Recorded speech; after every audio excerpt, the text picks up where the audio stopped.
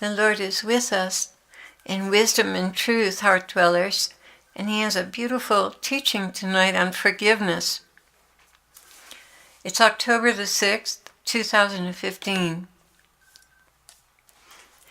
Well, I need to take a moment here and give you a little background on this message. We have a group of people, I guess several channels, who don't like what the Lord is teaching through this channel and have made it a point to preach against us. And I'm just amazed by that. Well, I find it both amusing and flattering that they go through so much trouble, effort, and time just to shut the wellspring you've opened. Don't they have a life? Oh yes, they have a life, defending me. You must love them, Lord. Oh, I do, with all I have to give. I know, help me to love them too, please. Well, if you see it from my perspective, you can't help but love them, even though their zeal is misplaced. Have I not said that I wish men to be hot or cold? They're not lukewarm, and that's to be celebrated. Let's go on now. What do you want to talk about, Lord? Forgiving your enemies. We didn't want to talk about that. So I asked Ezekiel, honey, would you please make sure this is the Lord? And I prayed for a minute, and we both got confirmations.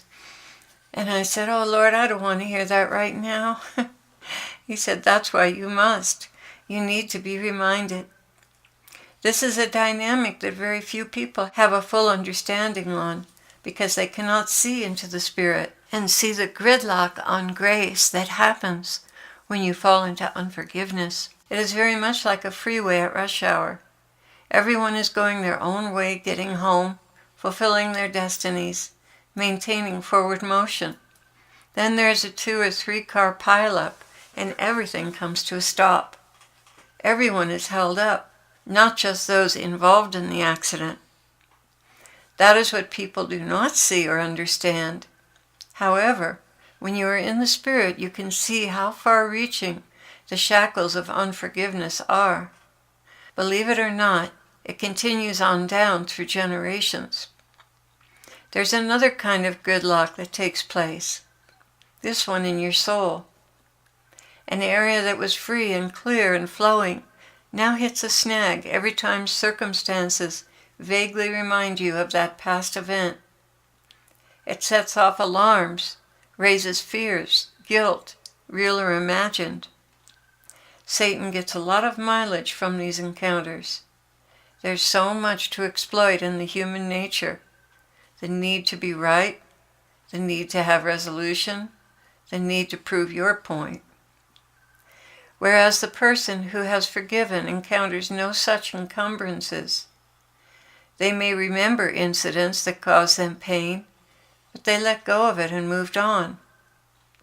It helps so much, Clare, for a person to see themselves less than others, no matter what their giftings. In fact, the more gifts they have, the more necessity for seeing their littleness. A little soul does not take offense at slights. They are only too ready to explain away the good motives of their enemies, making excuses for their persecution while forgiving and moving on. They also understand that I allow and use everything that happens as a tool to perfect you. They understand profoundly that I am behind every event in their lives, so much so that they even rejoice at losses and setbacks. I'm trying, Lord. Yes, you are, and that is commendable. Now I wish for those who are following your channel to do likewise. My brides, do not get entangled or embroiled in the injustices you suffer. Understand that you too, in the past, have been lacking in foresight and wisdom. You too have put the blame on innocent people. You too were blind to what I was in control of and allowing. You too failed to recognize the new and unusual movements of my Spirit in the midst of others. It is a sign of remarkable and godly maturity to stand back and simply observe without becoming embroiled. Pray for your persecutors. Pray deeply and from the heart. Soon enough I will answer your prayers when I am finished using them to perfect you. That reminds me of the story of Graham Cook. Lord, may I share that? Briefly, my love, go ahead. There were two men who attended every single Graham Cook conference and sat in the very front row taking copious notes. Later, they smeared him on the internet, finding fault with the way he quoted scripture, the way he preached, the relationship he had with God. They called him an evil, false prophet, and remained for years as a thorn in Graham's side, right up in the front row.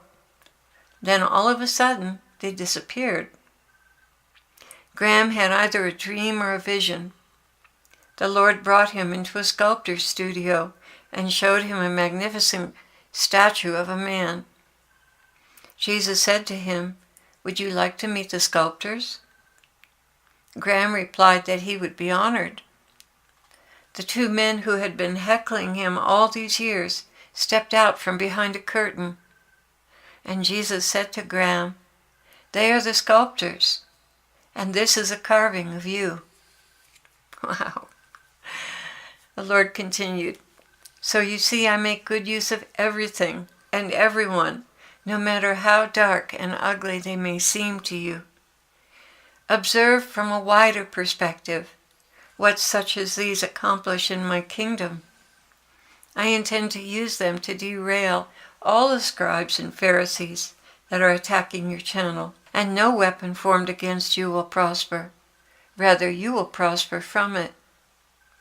This is the heritage of those who are willing to forsake the mausoleums of religion. Cultivate a relationship with me based on the real experience of the scriptures coming to life in ways not seen before.